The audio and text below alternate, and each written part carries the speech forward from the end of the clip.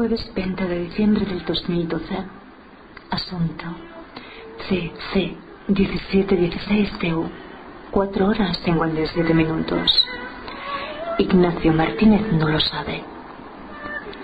Si Neandertal hablaba, pese a esa idea loca que en algún momento comenzó a arrojar gráficos de datos sobre el oído de los mamíferos y la audición, pero lo cree que hablaba. Ignacio Martínez dijo que Neandertal no era nuestro ancestro, pero Jason y Combridge habían leído lo que yo no he leído y conocían estudios del genoma del Neandertal que dicen que demuestran que Neandertal hibridó y que es probable que alguno de nosotros sea el portador de algún alelo Neandertal. Yo, cómo de significativo sea esto, eso no lo sé. ¿Cómo de significativo puede llegar a ser el splicing alternativo? Uno puede comprenderlo bien así. En Drosophila melanogaster existe un gen que es el gen que mayor número distinto de proteínas produce, hasta 38.000. Más proteínas que genes distintos tiene la célula de Drosophila, que viene a ser más conocida por la mosca de la fruta y que se constituyó como el primer genoma eucariota secuenciado, teniendo ese genoma aproximadamente la mitad del tamaño del nuestro. Y yo lo que vengo diciendo es que verdaderamente, en cuanto al funcionamiento real del organismo, solo me ofrece confianza el averiguar lo que las cosas son.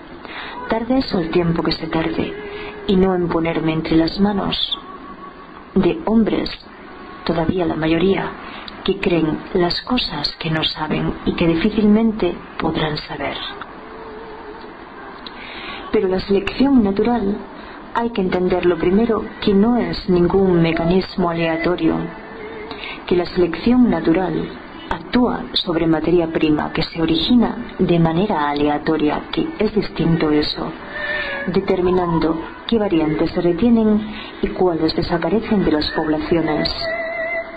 Y Darwin interpretó el asunto de los cliptodontes y los neandú argentinos como que estas formas surgieron a partir de una forma ancestral, se dispersaron y acumularon inevitables diferencias que fueron creciendo a lo largo del tiempo y que en algún momento perdieron la capacidad de reproducirse. Que no significa esto que yo, al reflexionarlo, no experimente dudas, pero son dudas comprensibles. Que lo que ya no es comprensible frente a la colosal evidencia es que estudios arrojen que en los Estados Unidos el 50% de la población acepte el DNA como prueba forense, pero no acepte el DNA frente a la propagación del creacionismo. En la costa este porcentaje es menor, ya que en la costa existe una mayor cultura evolutiva, pero se incrementa de tal modo por la valoración de los estados interiores y de los estados campesinos. Darwin no era ornitólogo, aunque criaba palomas, y por eso en las Galápagos, volcánicas y cercanas a las costas ecuatorianas, por las tortugas de acuerdo, pero sobre todo por los pinzones, cuyas muestras, las de cada isla, examinó un ornitólogo, Darwin descubrió que cada una de las islas estaba poblada por una especie diferente. Y ese viaje alrededor del mundo duró unos 5 o 6 años, pero tuvieron que transcurrir más de 20 para que Darwin se decidiera a publicar El origen de las especies. Y como explica Jason, no lo publicó antes porque el ambiente no era el adecuado para hacer pública una idea tan revolucionaria, y además porque tampoco podía ofrecer un mecanismo de cómo es que se habían ido transformando y se transforman las especies. Hasta que en algún momento leyó aquel ensayo de Thomas Malthus, ensayo sobre el principio de las poblaciones, de un erudito británico, un clérigo anglicano, un experto en economía política y en demografía, que la teoría demográfica de Malthus o el malthusianismo puede resumirse así: la población aumenta geométricamente, mientras que la producción lo hace aritméticamente.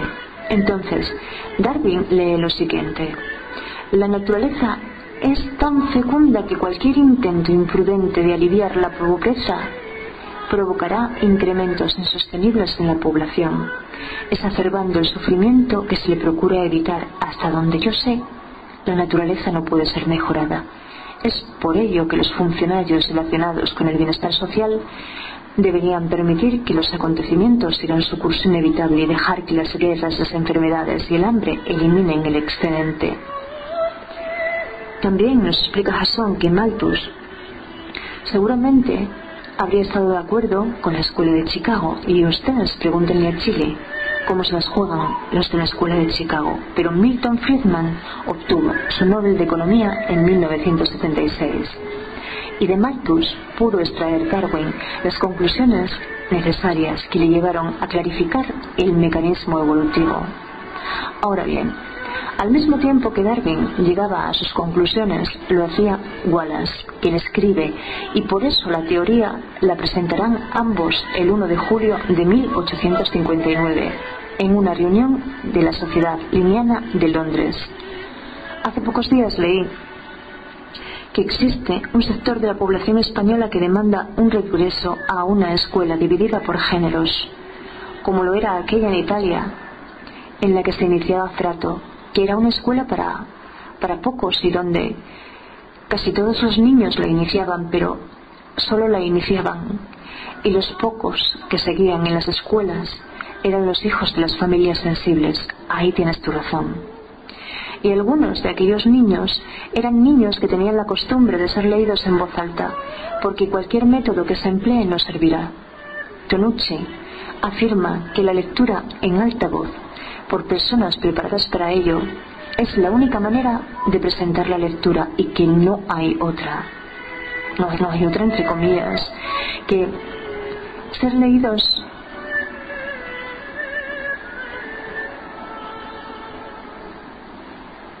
que